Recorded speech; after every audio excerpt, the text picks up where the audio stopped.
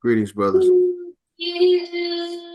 Brother John Hargrove here, President, UNIA-ACL Division 421, Atlanta. Tonight is April 1st, 2025.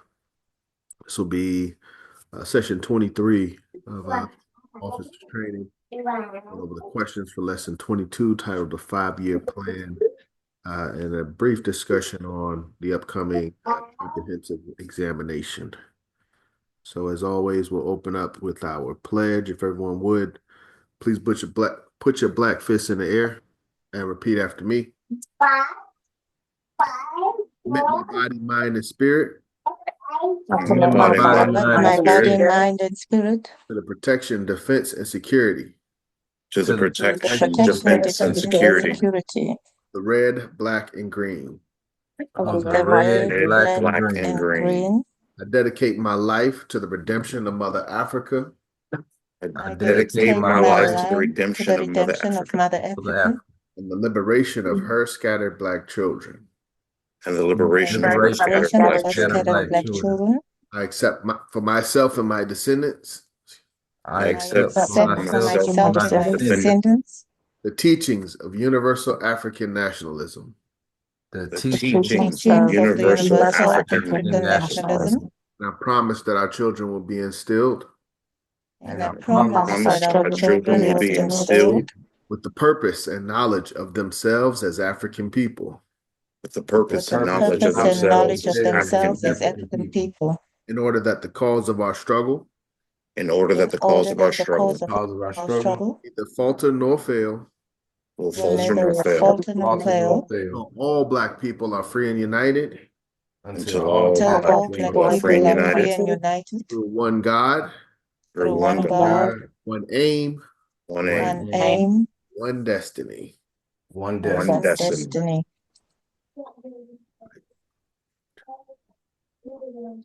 Any questions, comments, concerns before we get started? For tonight's lesson, we'll just got a few questions on the 5-year plan, but if there's anything not listed in the questions that we'd like to discuss, we can discuss that as well. Okay. If there aren't any questions, first question, when was the 5-year plan first presented?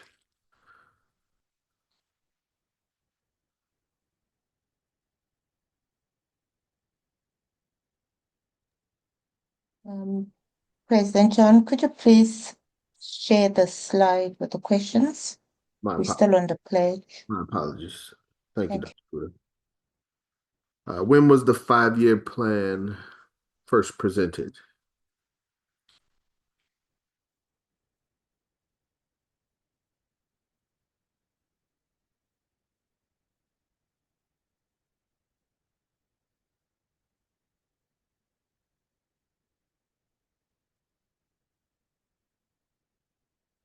We're at the last lesson. We still don't have our books.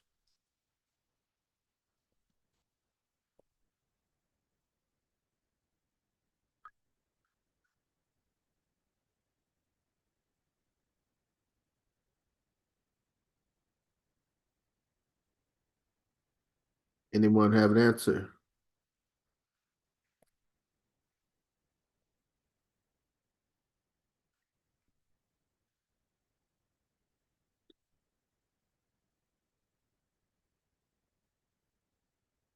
One moment.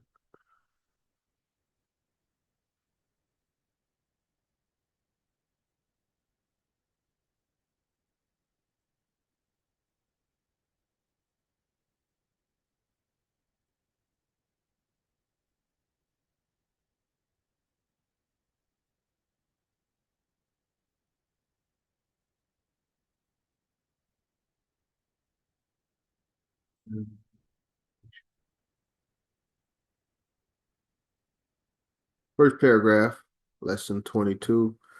In 1934, at the International Convention of the UNIA held at Edelweiss Park, Crossroads, St. Andrews, Jamaica, British West Indies, the President General of the Association presented to the convention in session the 5-year plan scheme as the most possible practical scheme through which the association could rehabilitate itself, carry out major objects of the organization.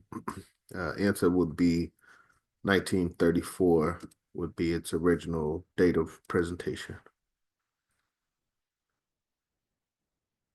Next question, which I kind of just read a little bit. What was the 5-year plan scheme described as?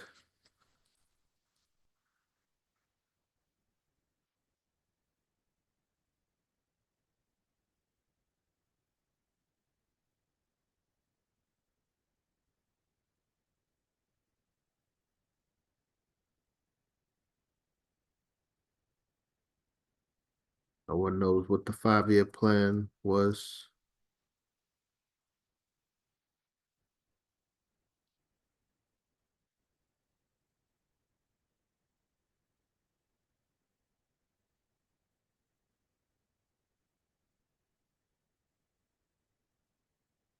Okay. Okay. As we just read, and that's just one example. Most possible practical scheme through which the association can rehabilitate itself, carry out the major objects of the organization. Let me see what the next question is before I go further. I want to go to the next question.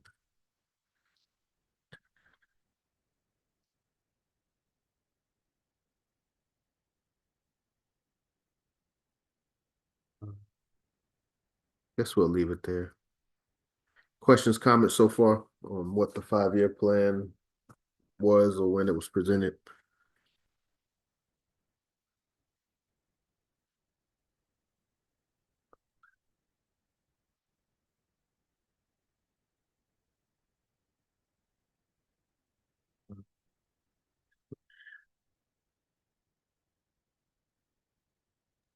My book seems to end on lesson 21. What's that? I don't, my book, the electronic version, doesn't have lesson 22. Oh, you gotta have a PDF version for lesson 22. The Google version doesn't have lesson 22. So most people don't have this lesson. Is that what I'm hearing?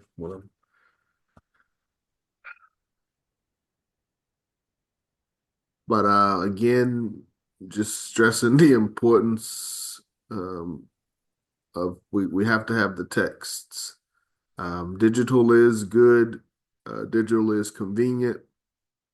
But we should always have the hard copies, especially when it comes to things like this. Or I would also say our Constitution. We don't want to just rely on a digital version. You want to have physical version that you can refer to.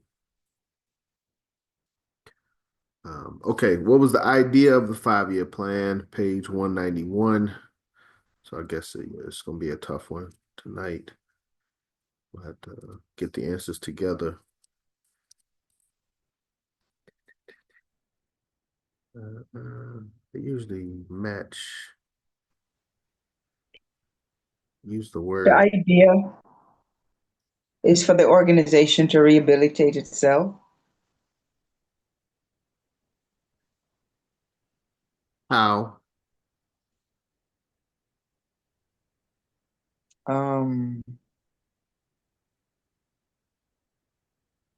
There it is.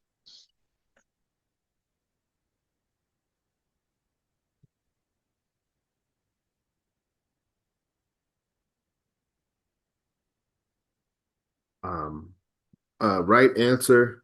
Mr. Garvey says the idea is to get every Negro in the world to pledge to contribute voluntarily a sum of money for 5 years and pay the same within 5 years to the plan. So the idea is was all Negroes, a voluntary sum for the duration of 5 years. Questions or comments?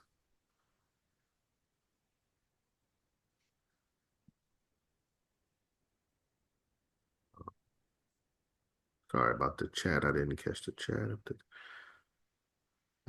physical version. Brother Brandon, reach out to me offline.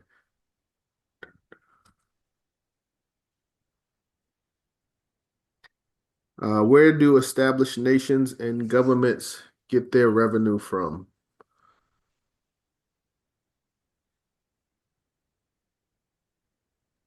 Their citizens? Their citizens, yes, more specifically, but yes, you're right. Tax revenue? Absolutely. How'd you know that? That was, I mean, at the risk of being flippant, you know, it's kind of the basics of how countries work. Okay, so just common sense in your. Yeah, yeah.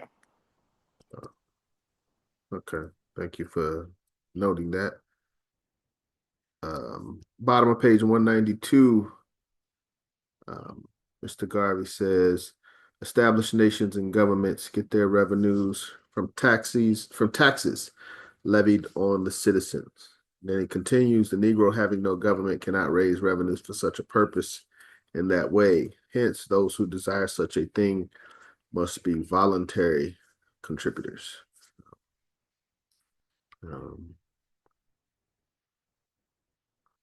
So the concept of voluntary,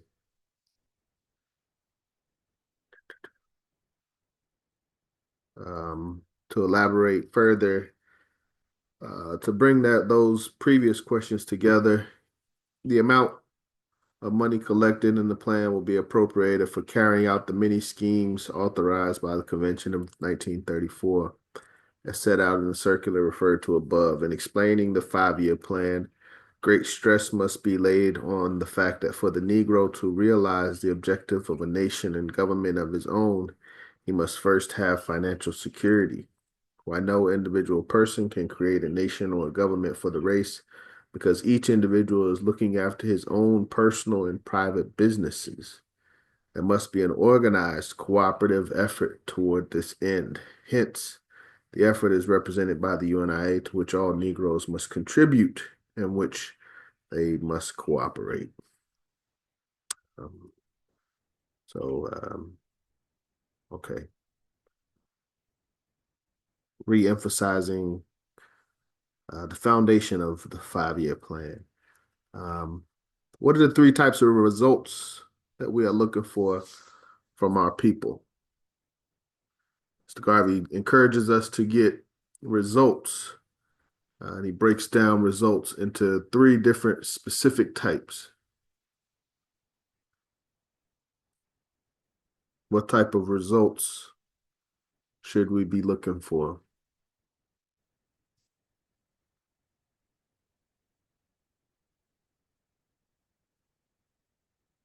Any guesses?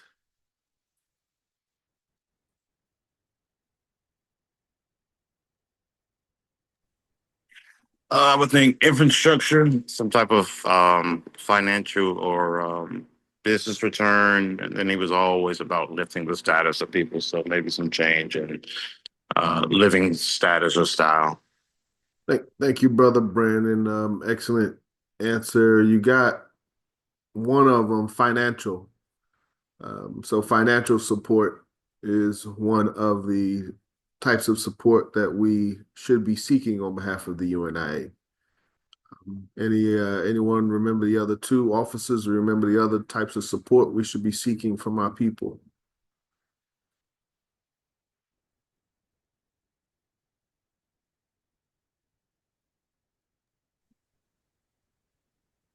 Would it be moral and spiritual, like time and talent? You just got a second one. You just helped everybody out with the second one. Moral is the second one. Officers, Brother Brandon, no, you can't help no more. Nah, that ain't me. Oh, who is that? Israel? Yeah, that was me, brother. Okay, I'm sorry. Yeah. My apologies on the confusion. You Brother good? Israel, help me out.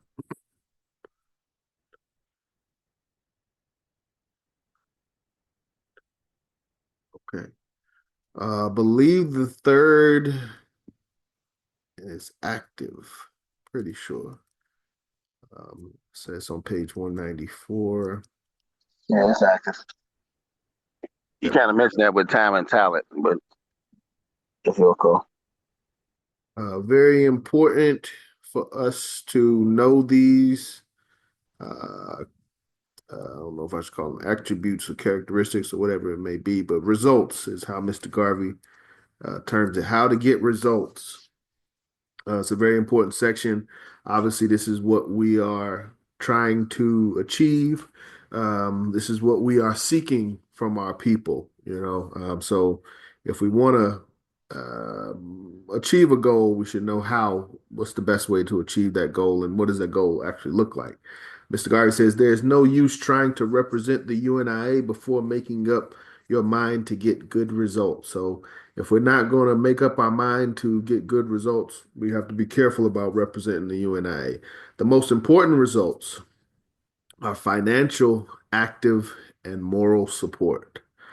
Financial means to get as much money as possible to help finance the program. And getting such money, you must do so at the least cost so that the amount received will reduce a net that can be used for the purpose for which it was obtained. So whether that's charitable donations or contributions, active member dues, or businesses where we're making profit from products or services, or if we're having events, and selling tickets for an event.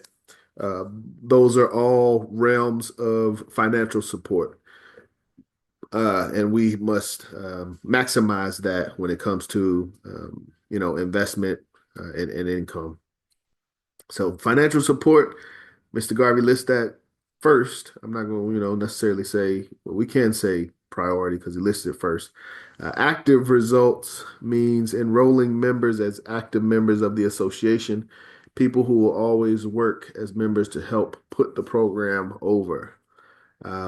So those are the workers, those are us pretty much, as well as, our normal active members. But I would argue the officers would fill this role primarily. We're the ones that are putting in filling out the reports, managing and coordinating committees, hosting meetings, things like that. Those are active results. And then moral support means to secure sympathy and cooperation from individuals such that the organization can always count on such persons to do their best for the movement. So if we can't, if brothers and sisters can't give financial support, they can't give their time and energy to progress the movement. At the very least, like our, social media, not well, buying a flag would be financial. Wave a flag, put your fist up here, now and there, but at least vocalize and show a level of support for what it is that we're trying to do. That's the very least that we're asking of our people. Questions, comments on results? 3 types of results. Okay. All right. Let's see. What are some ways to get money for the UNIA?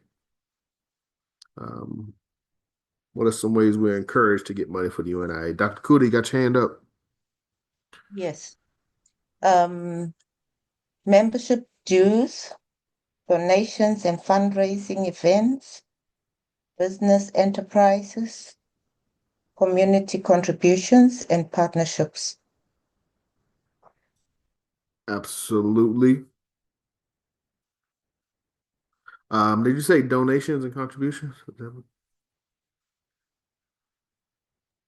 Donations and fundraising events. Okay, donations and fundraising events. Okay.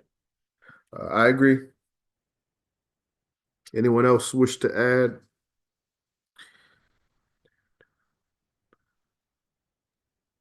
Yeah, I like that. Boy, am I. Just an example of partnership. I remember years ago when I was a member of Division 330 in Washington, we had came up with a program where there was like 20 black businesses in DC that we identified as race first, pro-black, organizations or businesses that we used to frequent. And so we worked the system out where we would have like a savings card. It was a digital card that they had made up, this marketing company that we were working with. One of our members was a part of. So anyway, every time we purchased something from the store, it would add up a certain amount of points toward them contributing to the organization.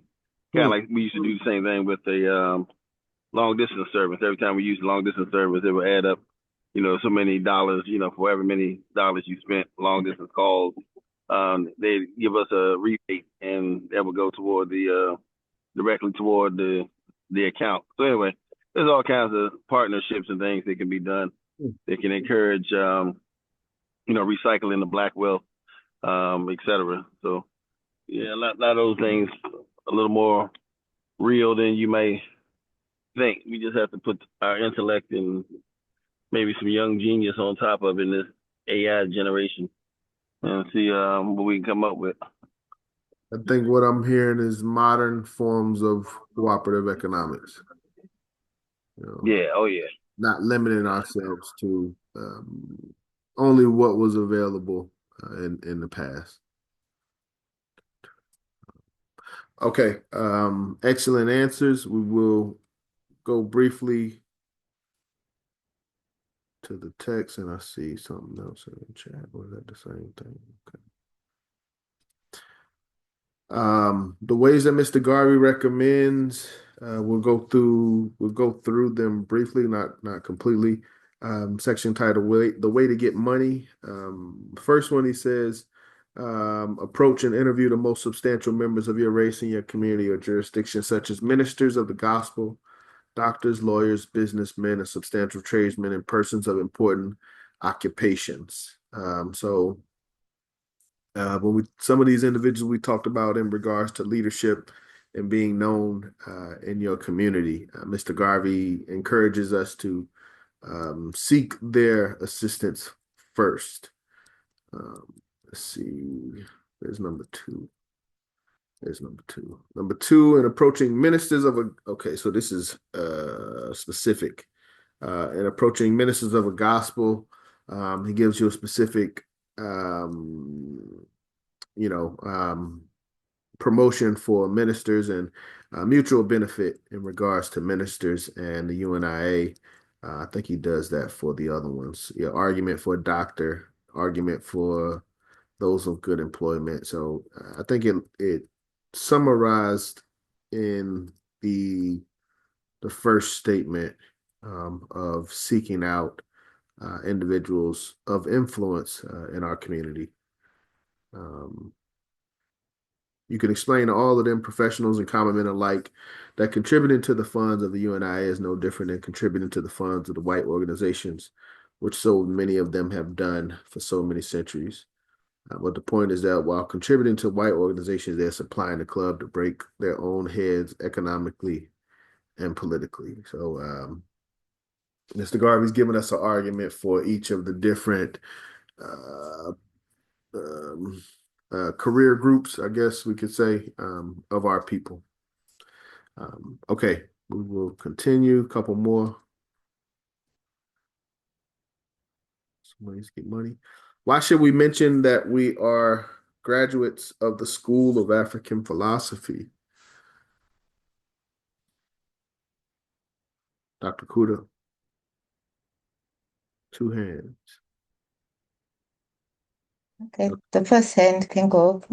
You were first, Dr. Kuda, and then Brother Israel was next.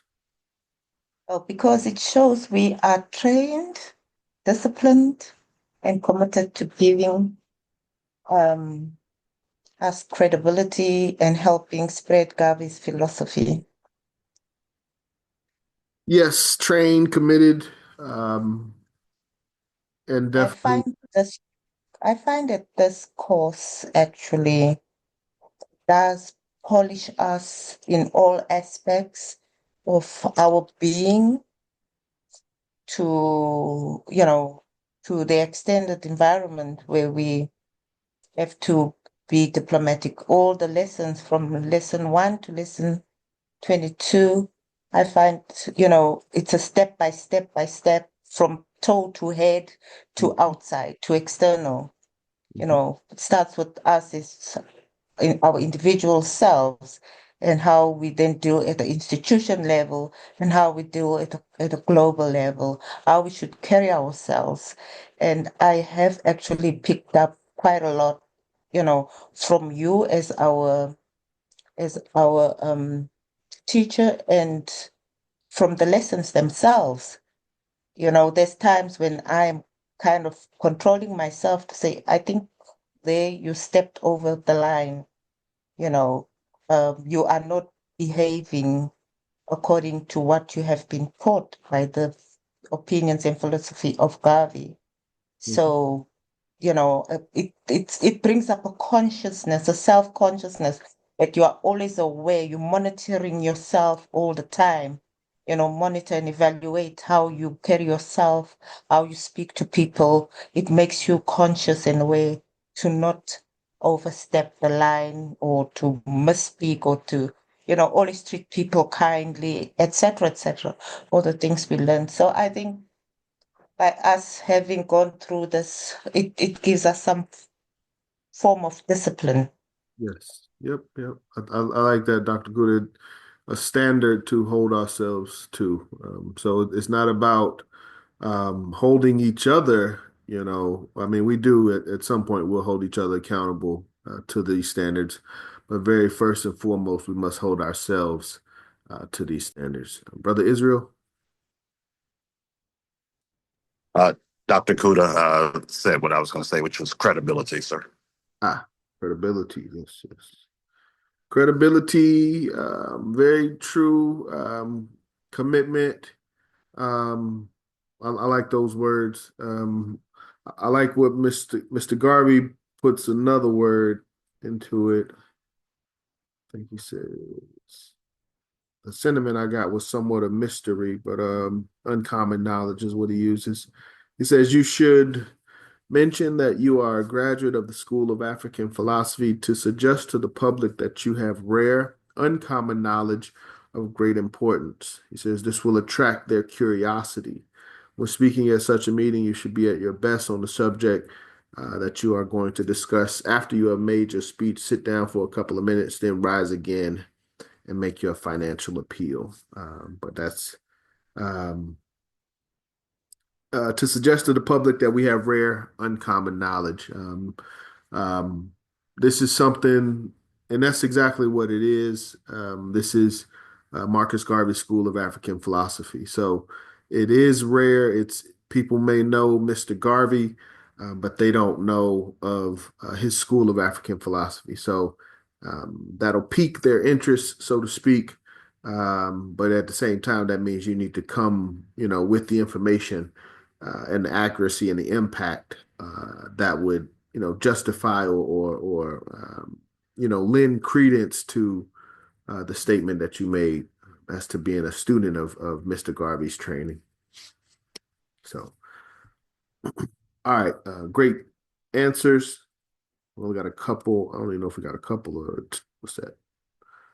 3 more. When we have a meeting in a community where people are not members of the UNIA, what should be the purpose of our first meeting?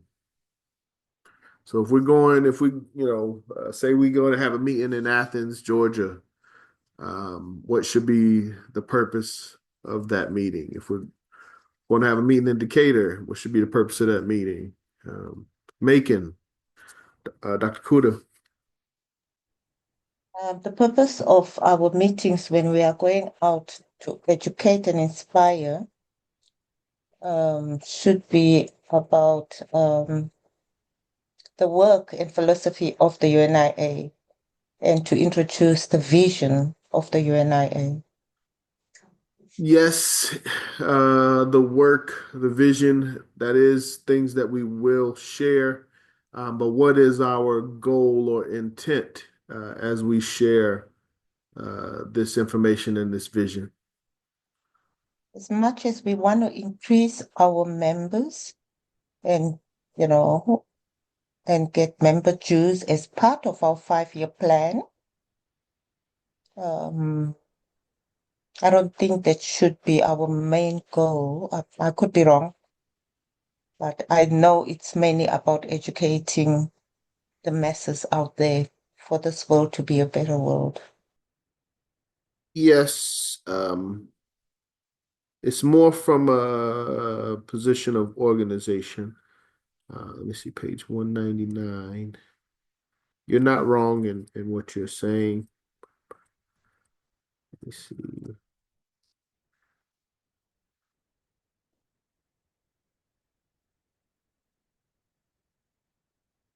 Okay. Oh yeah, no, you're right, actually. Let's see. I You thought it can't was, see the text you are going through. yes, I'm the book. sorry. Here we go. I thought it was specifically to establish a division, but Mr. Garvey says make your first public meeting a meeting for obtaining members. So he says when you go into a strange community where people are not members of the UNIA, make your first public meeting a meeting for obtaining members. So that should be um, our objective is, we want to share the information, but we want the information to move individuals to be encouraged to organize. And what better ways to organize than by becoming members of the organization? So obtaining members is our ultimate goal as we go around to different cities speaking on Mr. Garvey and the philosophies of the UNIA, principles of the UNIA. Questions, comments so far? But that's straightforward. Our main goal is to organize. So as members and students of the course of African philosophy, that should be the energy that we bring to these spaces. We should bring the energy of organization of, when we leave this space, we leave with membership, or we establish a division there. Leading to that, next question. Yeah, how many members does it take to start a division?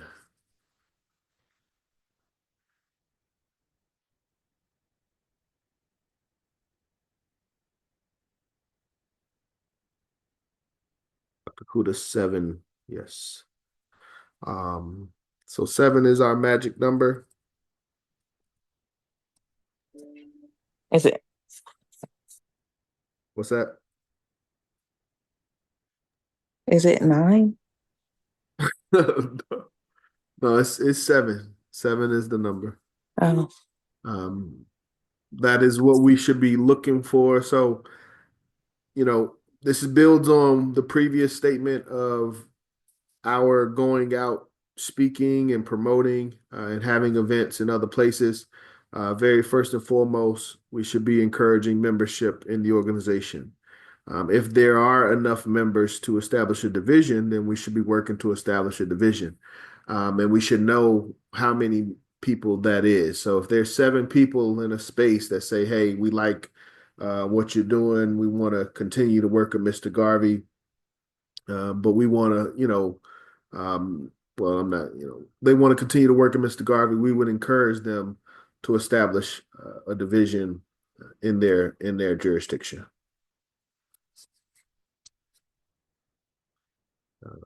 Mr. Garvey says, if you have secured 7 or more people as members, you have enough to start a division. After the meeting, call upon those who have joined to appoint a president, then have them select a vice president, a treasurer, and a secretary. So those are your key positions when starting a new division.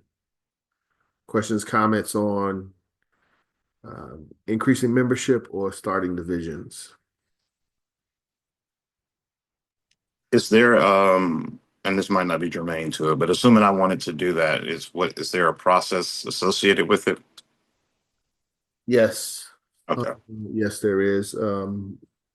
Um, the key thing, very first and foremost, obviously, is the people, commitment from the individuals.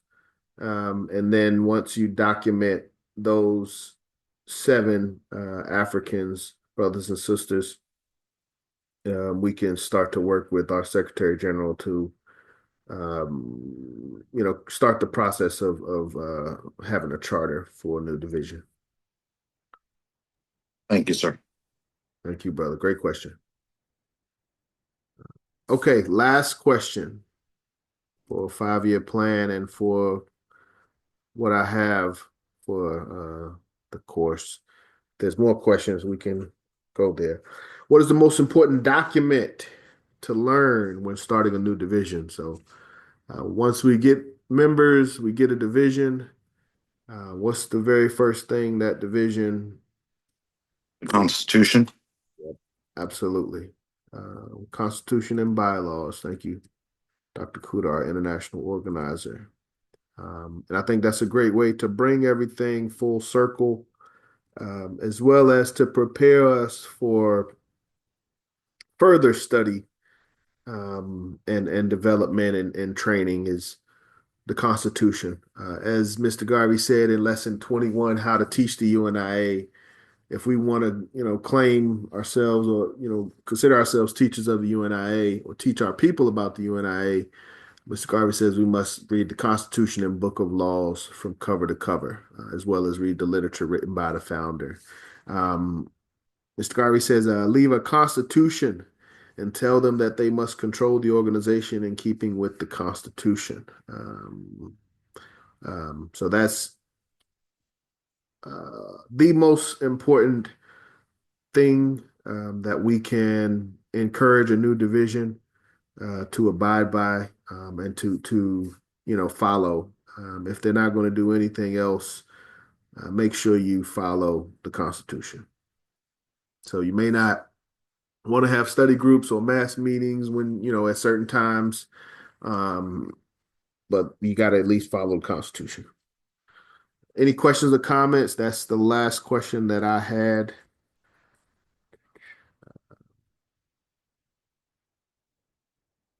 If there aren't any questions or comments, we can discuss time for examination this weekend. I was just going to make a quick comment before you get into that. Just for clarity, that brother was asking about the how to go charter process. I was just going to mention that new charter should be not in the same city where there's an existing active charter. Just for clarity. Hey, what's up, bro? Yeah, so if you're already in Atlanta, or you should have set up 3, 4, 5 Atlanta divisions if it's already Atlanta division. But if you do go outside to another area, then yeah, it make more sense. Be more practical to apply for a charter. Well, brother Israel, you I'm in Florida. Yeah. I was about to say, yeah, he in another state, so Okay, good. brother Moyman, on that makes me, what about who was it? Charles L. James, I believe. Didn't no, was it Charles L. James that started 429 in Chicago? Yeah, but he started as a unit. That's how he got around it. Okay. He made it like basically you can have subdivisions. So 401 was the division, and 429 was Garvey Memorial Group. What was it? Garvey and Krumah Memorial Progressive Unit. Yeah, they just recently started calling it charter, but it was a unit of 401. But yeah, that shouldn't have that shouldn't have happened. There's a lot of reasons why that happened though. But it was kind of in violation of the principle. But it was done in the correct way if it had to be done. But it was just a lot of beef going on between certain parties inside the association at that time. Gotcha. Brothers and sisters, anything else, brother? Was that? Oh no, brother Moyman. Yeah, you went to what brother Israel was saying in regards to the same city. Let's see. Let me see. Let me stop sharing really quick, and I'll go to my email. Talk about next steps.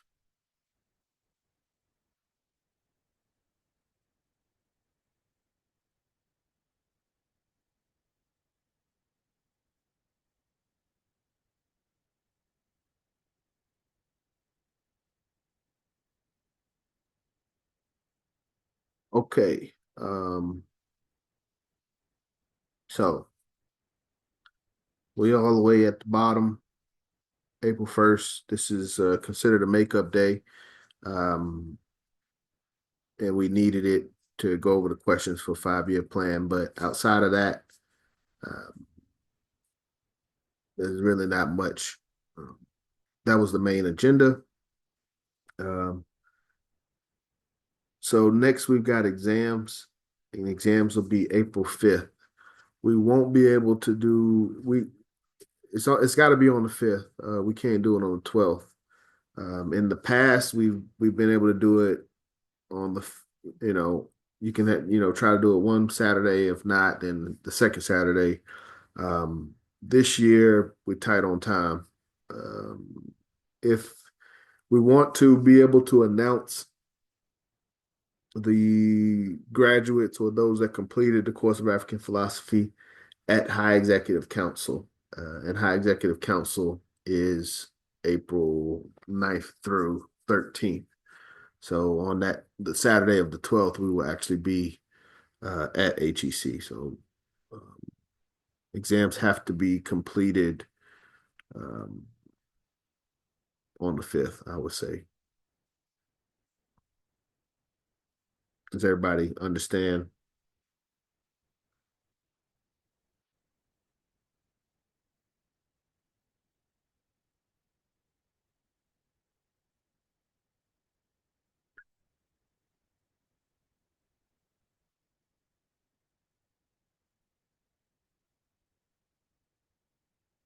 Okay.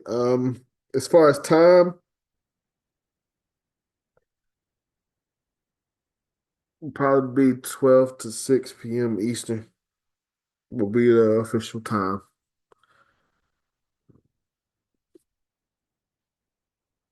So well, hold on, crap. We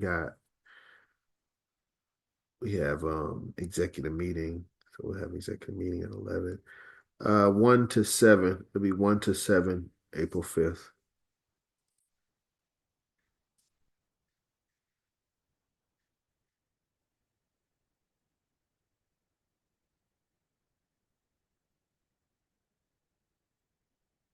Any questions, comments, concerns? Brother, I just want to know, how do I remit dues, and how can I get on the email list?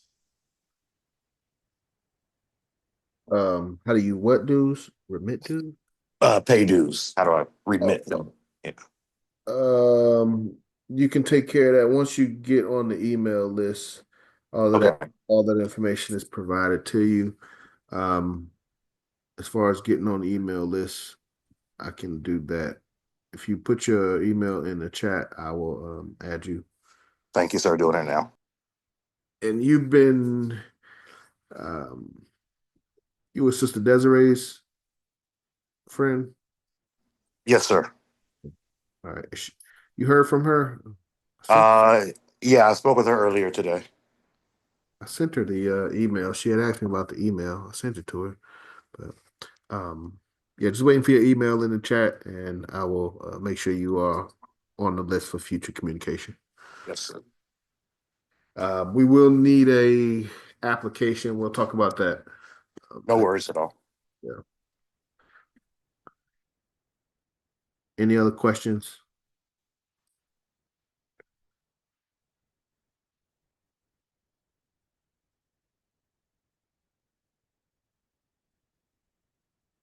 Hey, everybody ready for the exam? Everybody got the study guide that I sent out? Yes, thank you so much for the study guide. I appreciate that very, very much. Thank you. Yes. Race first. I would be with Irritated Genie on Saturday. So, what day is it that I could do the test to make up? Because I have an event. I'm a Panther, so I have to do security with Irritated Genie. Um, let me see. I can do a makeup. The makeup will have to be the following Saturday. Next Saturday, I can do it the next Saturday because this Saturday I got to be doing I'm on security team for irritated genie. Yeah, so yeah, great question, Queen Ma'at. So for those, we'll have a makeup day April 19th as of right now. Okay. But obviously, I won't be able to announce those completions at HEC. But if you still want to I complete, get started, but I know about 5 I got to be leaving, going over there to do security for irritated genie. okay, April 19th, we will have a backup day. And I started, but if I don't finish, I just make up the rest of it, on the 19th. But I'ma start it anyway at 12. That's a good idea. All right, race first. This first. Or is it possible, President John, to move it to earlier? We could start like at 8 in the morning. Saturday. Yeah. It's on y'all, and particularly you. I know you've participated for consistently throughout the course, so I'm willing to adjust for individuals such as yourself that have put in the time. And maybe Mama Maat might be able to also finish the same day so she can Yes, also be race first. announced at One thing we HEC. have to keep in mind, that is also first Saturday of the month, so we're supposed to have executive meeting on that day as well at 11. Oh, okay. At 11. Yes. So, I mean, I guess we could do a 8 to 8, 9, 10. I mean, we could still do a 6 hour, and And I'll break for the meeting. yeah, provide A additional break. for officers that have to attend Okay. training executive meeting. 8 p.m. 8 a.m. Saturday, April 8 to 2 p.m. Yeah, what I was going to say, the first time Race first. Queen Mott. Yes, race first. I can do that. Yes, race first. Thank you, Doctor. What's her name? Dr. Kuda. Dr. Kuda. Thank you. Race first. Black Power. Make a reminder for myself. Race first, Queen Mother. Mm-hmm.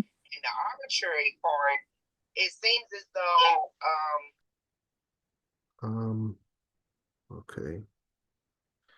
Calendar. Everybody that plans on participating in the exam, okay. 8 to 2 officially. We'll give additional time for officers that have to attend executive meeting. Is that this coming weekend? Saturday, yes, sir.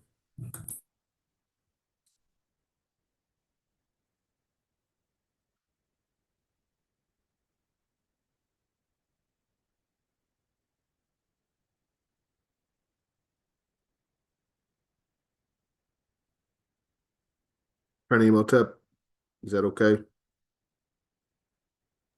Yes.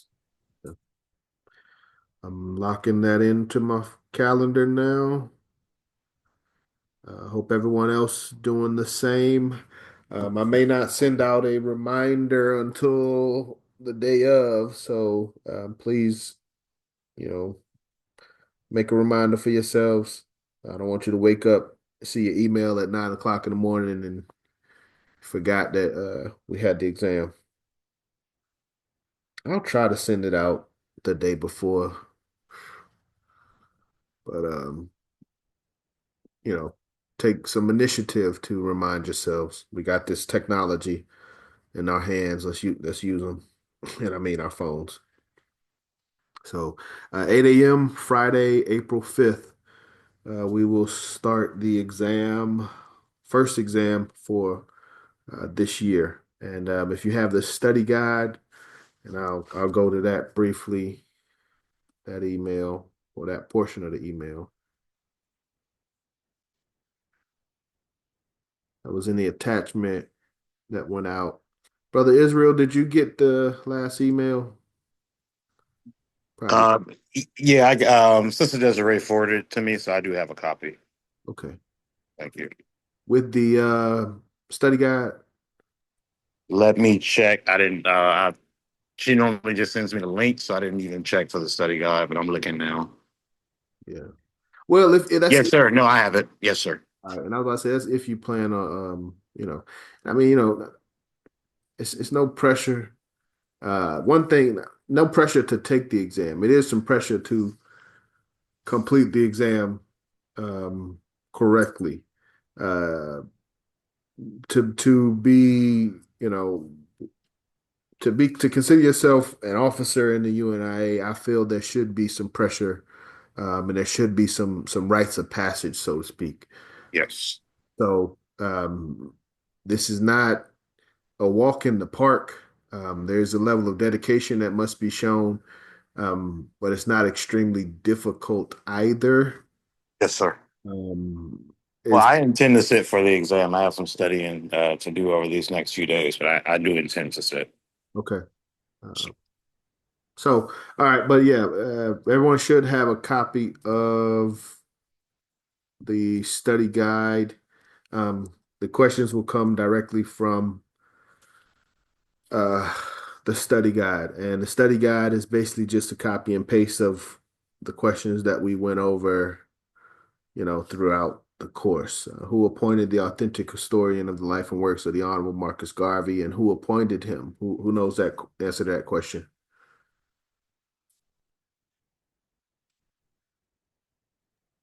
Who was appointed the authentic historian? I know you know, Brother Moyama. Yeah, that's what I'm saying. I don't wanna- Dr. Tony Martin, Dr. Tony Martin. Who appointed Dr. Tony Martin? Charles, the name's Charles something. Oh dear.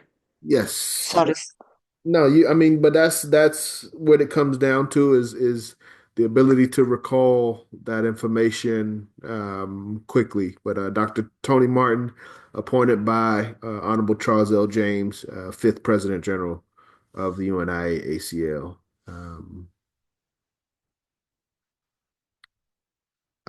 How many students were in the first class of the course of African philosophy? That's a little bit deeper.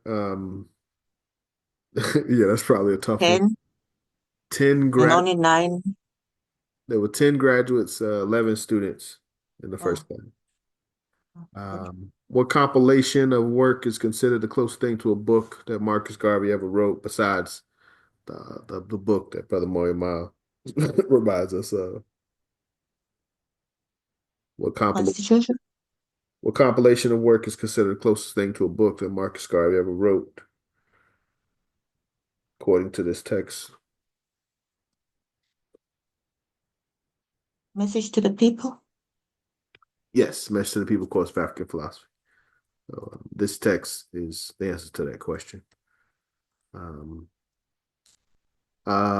Good question, which you mentioned a little bit too earlier, which I kind of wanted to say something, but I didn't. But I'll ask it now. How many lessons / subjects were there total in the course of African philosophy?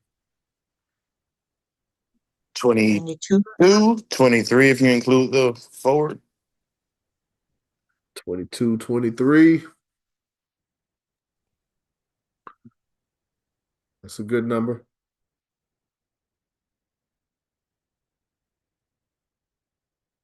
Where my OG officers at? This is one of them hidden questions. It looks obvious, but I want to say now 24 because there's also the preface. huh.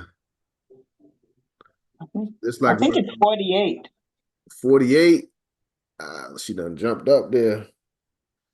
Israel's armies ordered the mass expulsion of How many Palestinians negative confessions of my aunt? in the area, including the southern city of Rafah and parts of Khan Yunis. The orders uprooting hundreds Anybody know that? How many negative confessions of my aunt there are? of evacuated 48. persons and belongings. No. This month, Israeli attack But according to Dr. What's that, Doctor? Lady President, I think you got some background.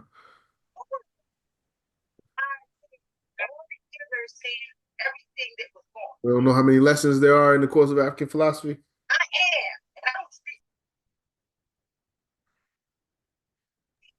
It's 22. These novices. Answer is 42. Oh, 42. Yes. There are 22 written lessons. 20 lessons had to be committed to memory. It's 42 lessons. Oh, Zamaya. 42 laws of Ma'at as well. Mm-hmm. So that's a way to remember that. When and where was the UNIA founded as an organization? That should be an easy one. What month, what year, what city, what country, what state, if you think it's a state? 1914 in Jamaica, Kingston, Absolutely. and again registered in New York in 1920. Oh, it came to New York 1916, but registered in 1920. I thought they first registered by 1919. I know they were registered as UNIA Incorporated. But the key thing for the first question is just when and where the UNIA was founded. So July 1914, Kingston, Jamaica. We got to know that as Garveyite. What years was Garvey in the United States? We just said when he arrived.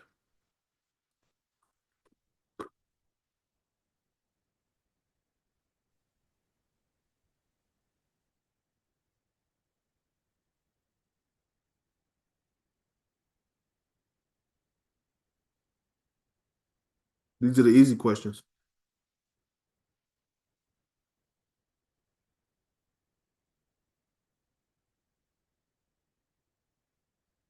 All right. Previous question. What's the years of Garvey's birth and his death? And if we really know, what's the actual dates? But years suffice for now.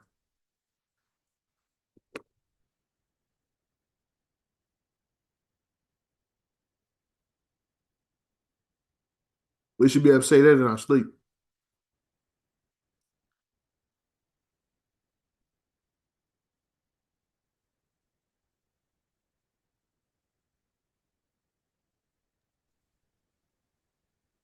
Study guide was sent out earlier today in the invitation to today's email. Dr. Kuda? 1887 to 1940 is when he, yeah. Yes, that's his life and transition. We should have that tattooed in our minds and in our hearts. But more specifically, as far as his time in the United States, how long was Mr. Garvey in the United States? We know when he arrived. You spoke to when he arrived. So when did he leave the United States?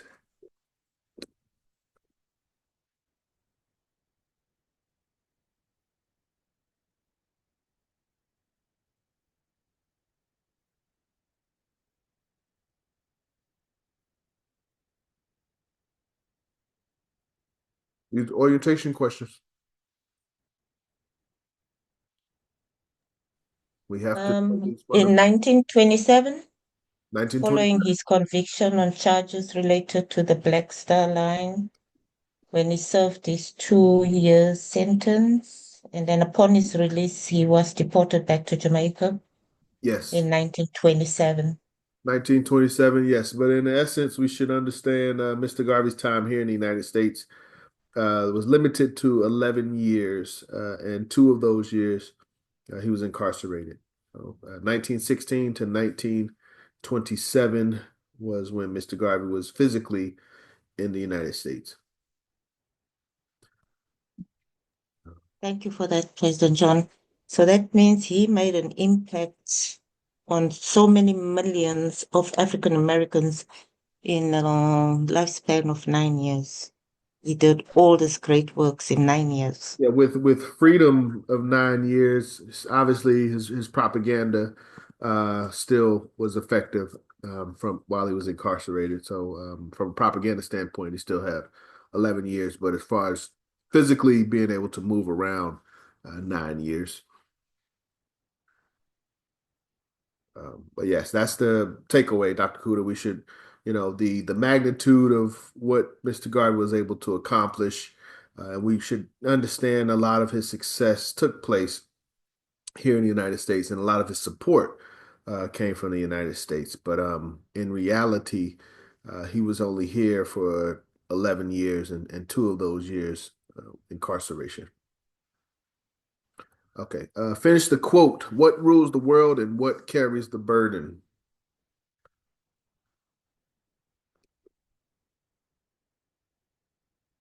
What rules the world? What carries the burden? Famous Marcus Garvey quote.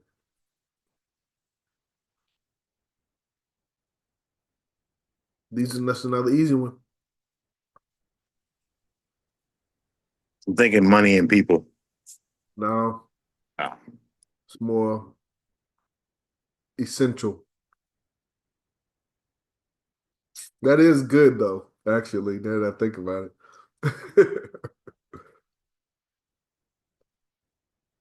Like the rich rule the world and the poor carry the burden. I can see that. Um, but what does Mr. Garvey emphasize? What comparison did he give us?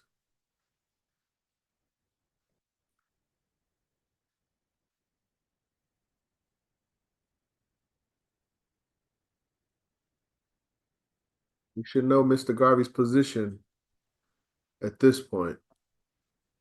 Okay. Marcus Garvey himself believed that the Black race had long carried the burden of colonial exploitation, while the European powers ruled the world through systems of economic and political domination.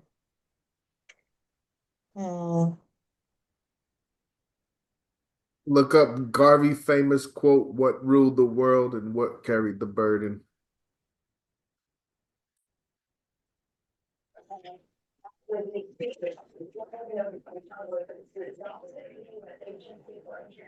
I know one of the word is ignorance. Absolutely. um,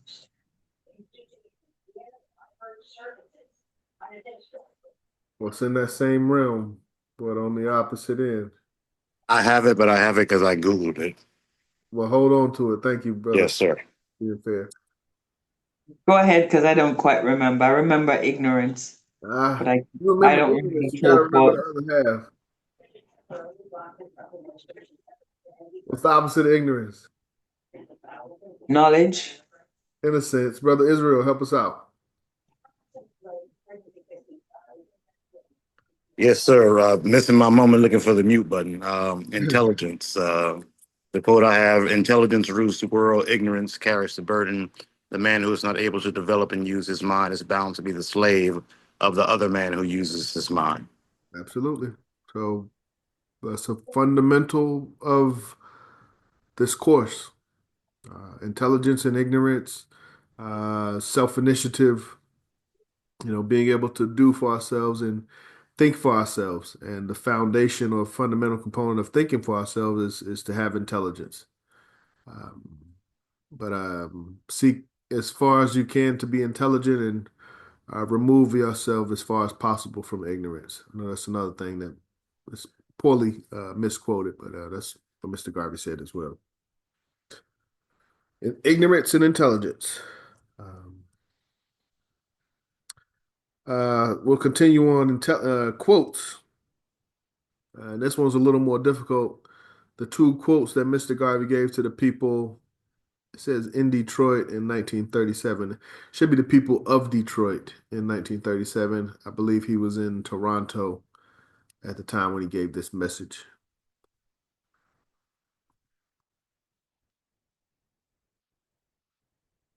This one's hard. Y'all not go. I don't think this one. If you ain't got the text open, This was much more difficult than the first.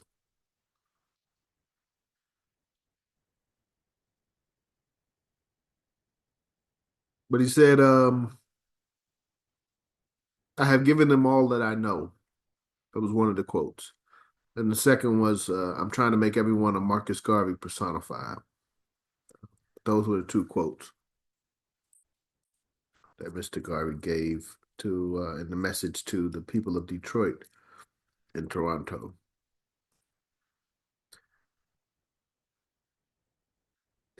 How often should we read, and when is the best time to read?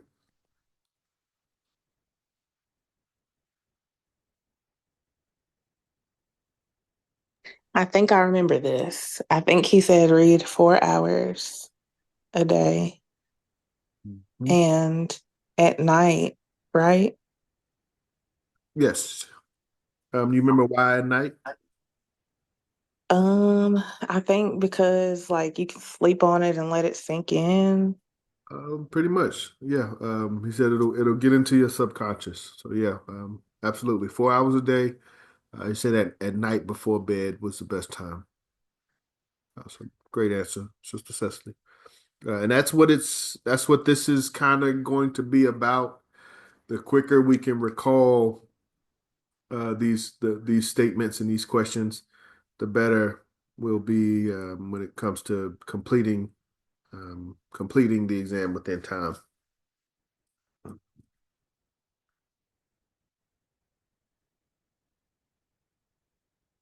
Where's all the knowledge that we want, and how do we find it?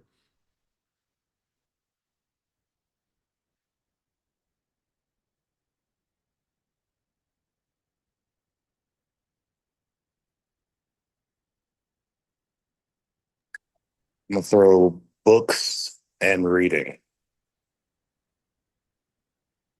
You're kind of right, in a sense.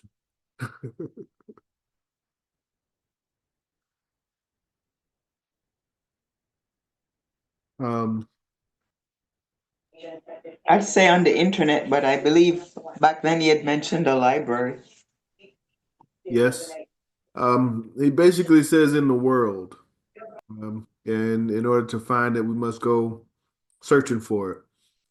In his time, books had a lot of the information. Mr. Garvey spoke about the encyclopedias as good sources of information, but the sentiment is if we want to know something, it's out there, and it's up to us to go searching for the knowledge which we claim to desire.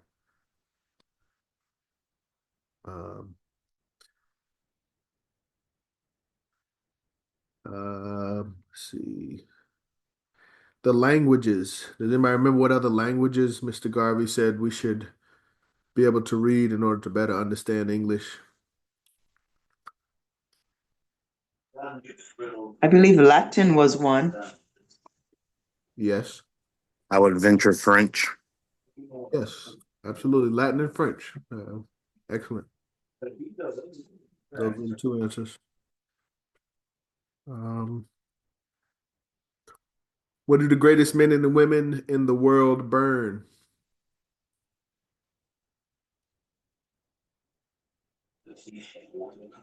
The midnight oil. Midnight oil, wrong. 0. Oh. No, you're right. It's the word. We've gone back and forth about this over the year, but Mr. Garvey says midnight lamp, but midnight oil, midnight lamp, same thing. Yes. What's the sentiment there, Lady President? The sentiment is making the sacrifice, doing what's necessary, doing whatever it takes, having the attitude of, you know, I guess if it's gonna be, it's up to me. Whatever it takes attitude. Yes, but I was going above and beyond, doing more than our neighbors and our peers. If we are learning and studying while they're sleeping, then when they wake and when the next day comes, we'll have an advantage. And if we multiply that over a lifetime, you'll have a significant advantage over your peers. So Mr. Garvey encourages us to read 4 hours a day, read before bed, but in his time, staying up late is kind of what he said. Well, I guess you could also argue getting up early, but any time where people are asleep, you're still working and studying and learning. Okay. Um,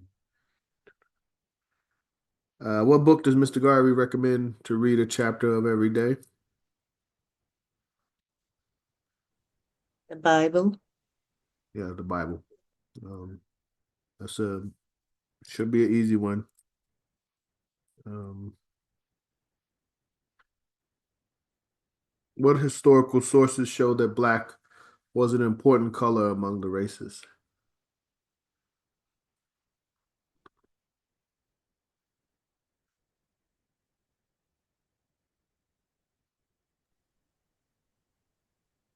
The Bible. The Bible is one of them. Yes. Thank you, Brother Israel. How'd you know that? Oh man, it's my favorite book. Okay.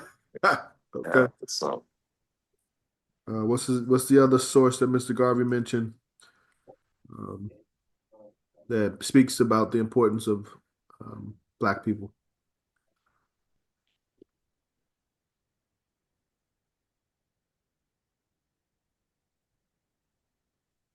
This is a fundamental component of lesson one.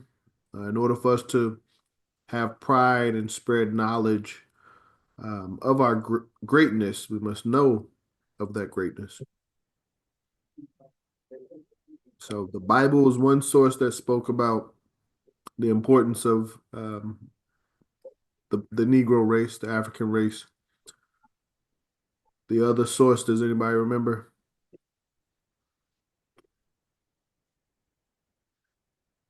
Historical.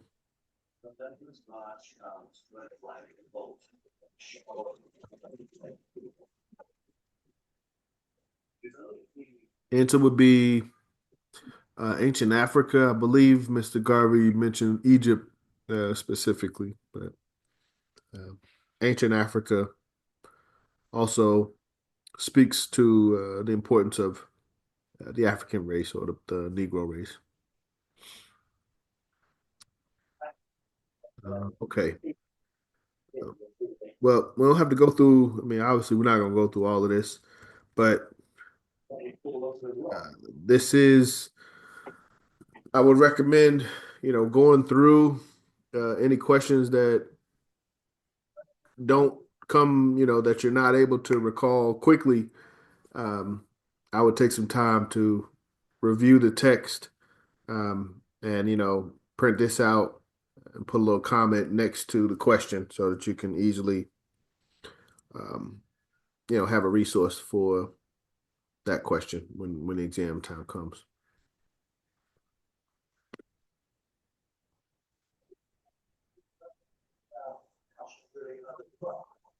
All right. Any questions or comments? We don't have to. Yeah, we can shut down early tonight. Main focus again, as I said, is preparing for upcoming exam. Could I get a copy of that? Those questions? That's Brother Brandon. Yes, sir. You should have it, bro. I do. Check your email from today. I sent it out today. All right, cool, man. Thank you. Invitation for today's class is there. Okay. Confirm. You got access to your email, Brother Brandon? Can you confirm for me? I just want to make sure, because if I didn't, then Yeah, 1 second. maybe others that Let me don't. see. Okay, so I'm in the email now, and so I'm scrolling down. Boom, there it is. The study guide. Okay. Download. All right. Thank you. Yep. My approach, the approach with this is, particularly with the study guide, and the approach that you should have with this text is an approach such that there's no question that someone can ask you that's based in this text that we haven't gone over, unless it's something very, very particular. Like I know there was one lesson where Marcus Garvey talked about having a small amount of money and increasing that amount of money over time. So if I was to ask you, how much money did Mr. Garvey say we should have on the third day? Like that's very, very specific. And I don't know if that necessarily has any particular significance, but when it comes to like the idea of the UNIA, the aims and objects, the characteristics of leadership, the small dietary things that Mr. Garvey speaks on in the lesson on elocution, drinking certain things or eating certain things. Um, uh, lesson five, I think that's lesson five. I think it's Christ. No, lesson five is God. Um, the connection with death and how in order for us to live, others had to die before us. But understanding the sentiment of each of the lessons and again it there really shouldn't be anything outside of, if there is something outside of this, then I would recommend that you add to the study guide and prepare, your class of students for a even further in-depth study of the course of African philosophy. But that was my goal, is to present to everyone something comprehensive to where um, anything that Mr. Garvey, or at least the important things, or the critical things that Mr. Garvey was trying to communicate, we emphasized and made sure um, that we documented and try our best, to commit that to memory.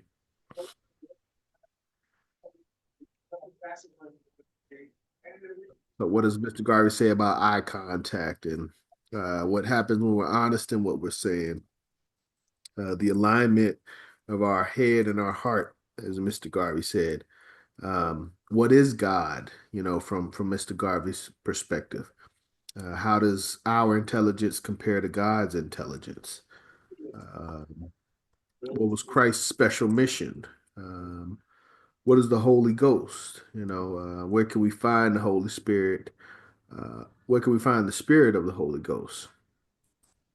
What does Garvey mean when he says that the body does not die? Why does Garvey believe that great warriors shared his mindset in regards to the commandment, thou shalt not kill? So he talked about how there are times in which we, or people have had to kill. So the statement, thou shalt not kill, can't be, don't kill anything. Otherwise, these great rulers, even so-called, biblical leaders have had to kill in time. So what's Mr. Garvey's understanding with that statement? So yeah, very, very comprehensive, but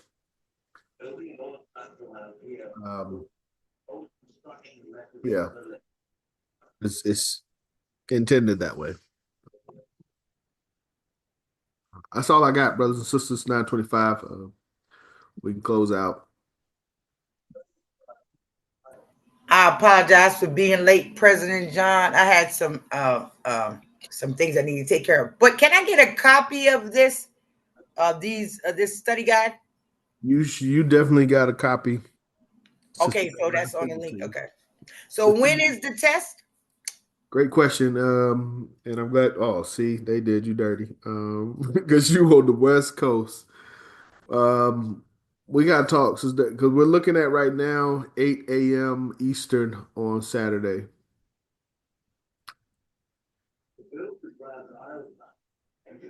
Okay, so for me, you know what time that will be. That's like what, 5 o'clock in the morning? 5, 6, 7, 5 a.m. Yeah. 5 a.m. Um, But this Saturday, yeah. So I can still do that. I just, I got the copy of that because, hey, I'm gonna pass this test. Black Power. Race first. First, thank you, Sister Desiree.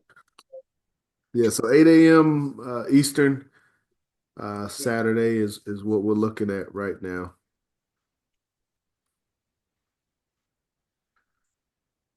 How you got everything broken down. So this is like how the test is going to be. So you're going through each lesson. You already have the page on there. So this is not, it's not multiple choice. Are we actually writing? Because this will be my first time doing this. Great question. It is primarily fill in the blank. There are a few multiple choice, but and again, you're not all the questions aren't going to make it to the exam. It's only the most important, or what I felt was the most important questions. So, but it, I would expect primarily to be able to answer the questions per a fill in the blank style. There will Okay, be a but couple on of, the test, you're gonna on when you're doing a test, it's not gonna be pulled like from this lesson, that lesson. It's actually gonna be systematic, so it can be found within the lesson. Correct? yes. It'll be in the same format as the study guide. So you'll go, and if you've got the text, you can work through with the text as well. But the questions should have a level of structure to where they kind of come in order. But I wasn't not trying to overcomplicate this. But it's not going to be, it's not a walk in the park either. And again, one of the questions that I think is on there is the requirements that Mr. Garvey had to pass the course in his time. So we should understand what we are being asked to do now, but we should also understand what Mr. Garvey asked of his students in his time.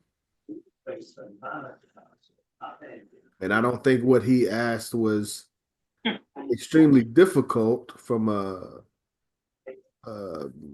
high intellectual standpoint. However, it did require a high level of dedication and commitment.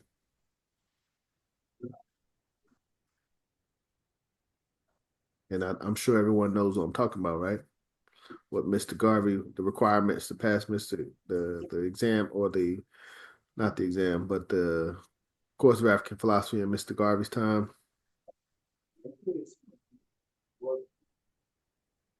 Yes, we had to write each lesson by hand. There you go. And that's a free question for the upcoming exam. So we all should know that as officers, as members of this confraternity and this training class, there's a requirement to be certified today. But I would also encourage us to meet the requirements that Mr. Garvey established in his time.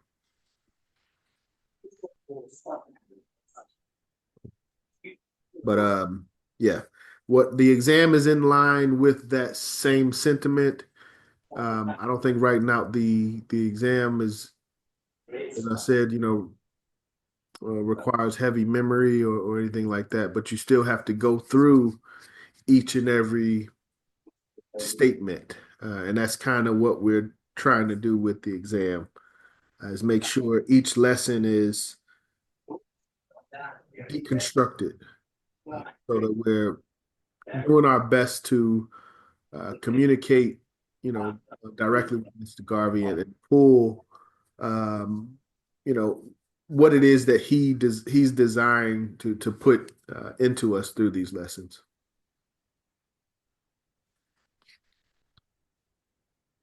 So yeah, with that again, exam Saturday, 8 a.m. We will start the exam here. There will be a Google document sent out to everyone, and we'll, have an opportunity to kind of work together if need be to go through the exam.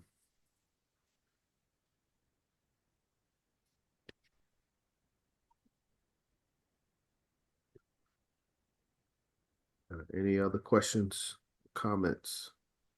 And as far as next week, Tuesday, we'll be off. We've been going back to back Tuesdays since Christmas, really. So we're gonna take Tuesday off next week, and we also need to focus on traveling to Philadelphia. And then we'll pick up the following Tuesday. I'm not sure what we'll be looking at. We can kind of discuss that amongst the executive body, but we have officially completed the course of African philosophy for this year, and we won't. I don't plan to come back to this at least until summertime.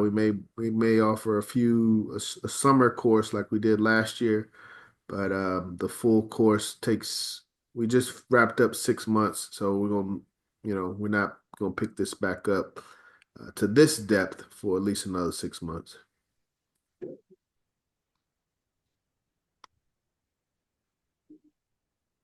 All right, everybody, very talkative.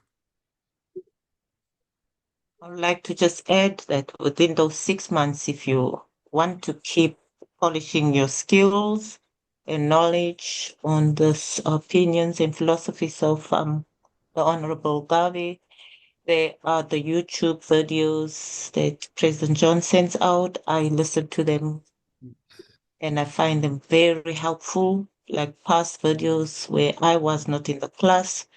I learned from those as well, and how other students respond in class, and how President John is so consistent in clarifying things for us to better understand. So during that 6 months, if you're longing, like I myself, I definitely will be listening to the YouTube videos in those 6 months, so I retain this knowledge.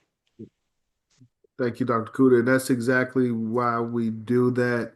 And everyone should know, we haven't published this year's videos, but we are recording each of these classes. So each of these videos will be available in the near future. So everyone that's participating now will become part of this legacy of continuing Mr. Garvey's course of African philosophy. So, yeah, but yeah, definitely, I do that as well, Dr. Kuda. Um, Listen to some of our old classes back in preparation for these classes. So,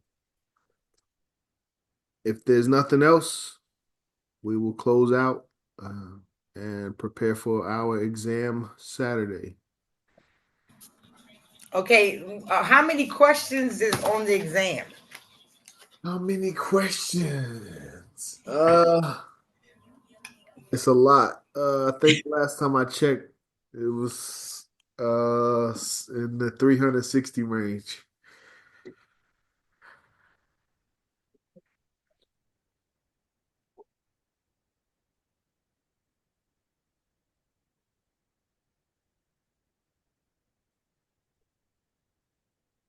Just Desiree? Yes, okay, girl, 60 range. Sounds good. So how many hours we have to complete this? It's 6 hours. 6 hours. We can do it. Wow, brother. I have faith in all of us. We can do it. You Also another note on that, and Brother Macius is with us, who has taken the course in the past. Nothing has changed since we started this in 2021. It's always been.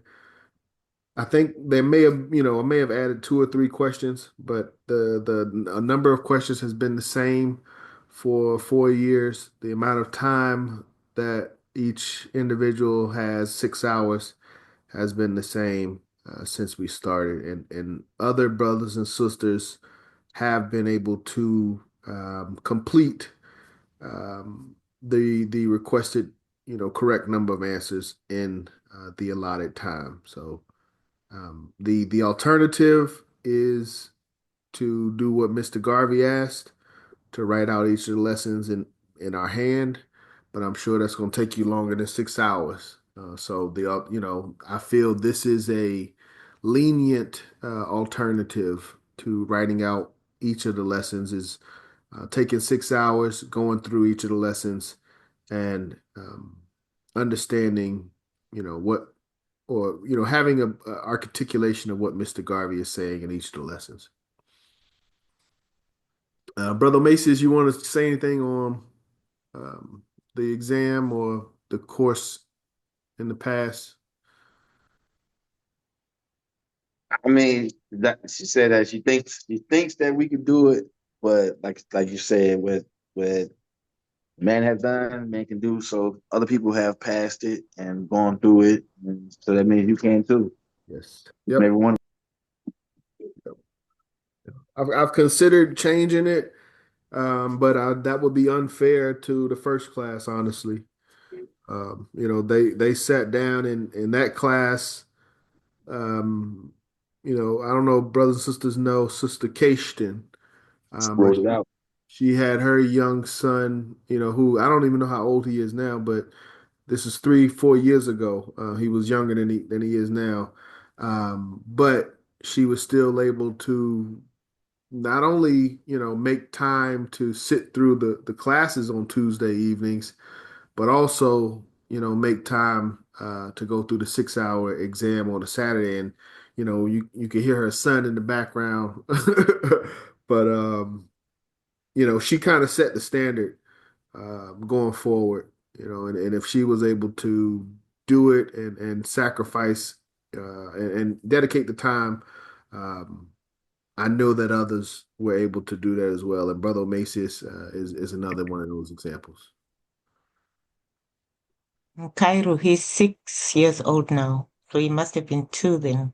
Hmm. Yeah. Oh, It was 3 years ago. yeah, 3 years ago. So yeah, 3 years old. Okay. Okay. So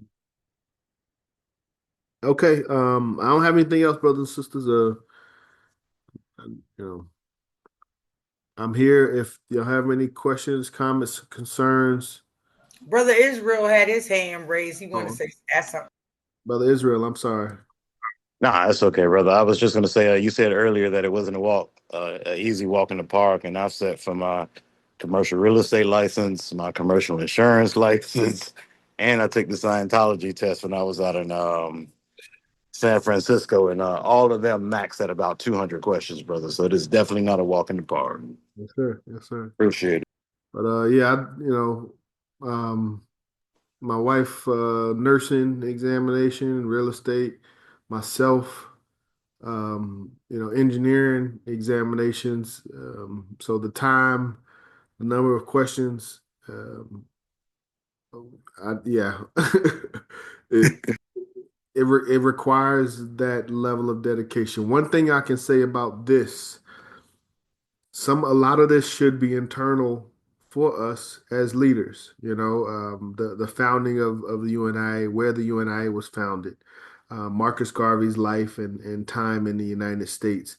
Those should be easy questions. But then when it comes to some of the lessons, it is going to force some understanding. Yeah, we're not just. Nah, brother, I appreciate you for crafting it and ultimately having to grade it. So thank you. Yes, sir. Thank you, brother.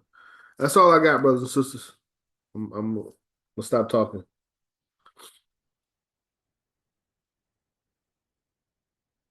Okay.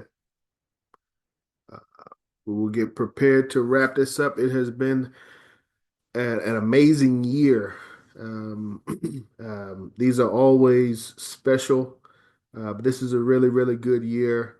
A lot of new energy, which is always good. But to see, the passion for Mr. Garvey's teachings is very, very inspiring for me. And again, like I said, we've done this for years, and this is one of the fresher groups that we've had. So I'm proud of each and every one of you, and I look forward to not only the examination but the work that we will continue to do in the name of Mr. Garvey and UNIA-ACL in our time. So with that, First Vice President, would you please do us the honors?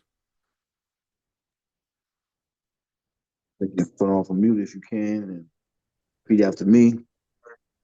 One God, One One God, God, one aim, One one aim, one destiny. One one destiny. Destiny. Africa for the Africans. Africa for the Africa, the Africans. Africans, Those at home Those those at at home home, Home and those abroad. and and those those abroad. abroad. Race first, family. Raise race first. First. Up you mighty race, you can accomplish what you will. Up you mighty race, you Up, can you mighty race, you can You can accomplish accomplish what you what you will. will. race first. love, family. Raise first.